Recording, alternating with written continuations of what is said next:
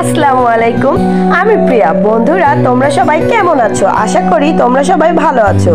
আজকে আমি বানাবো প্রাণ জোড়ানো লাচ্ছি। তো লাচ্ছিটা কিভাবে বানালাম সেটা শেয়ার করার জন্য আমি চলে আসছি প্রিয়া। তো দেখো, একটা ব্লেন্ডারে নিয়ে নিলাম 1 গ্লাস লিকুইড গরুর দুধ, আর নিয়ে নিলাম পরিমাণ মতো দই। তো তোমরা কতটুকু বানাবা সেই অনুযায়ী দই চিনি দিয়ে দিবা। তারপরে দিয়ে দিলাম পরিমাণ অনুযায়ী চিনি। তারপরে এর ভিতরে দিয়ে দিব বরফ।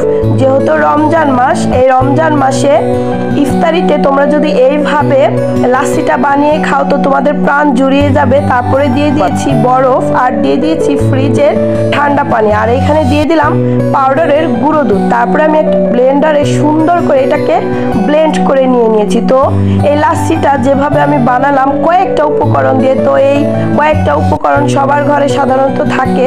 তো তোমরা এইভাবে বানিয়ে খেয়ে দেখবা। তো দেখো লাচ্ছিটা কি সুন্দর পারফেক্ট হয়েছে। এর উপর দিয়ে দিলাম কিছু বরফ। তো বরফটা দিলে খেতে আরো টেস্টি হবে। তো দুঃখিত, আমার আসলে ঠান্ডা লেগেছে তাই গলাটা একটু ভেঙে গেছে। তো আমার ভিডিওটা দেখার জন্য সবাইকে ধন্যবাদ। আল্লাহ হাফেজ।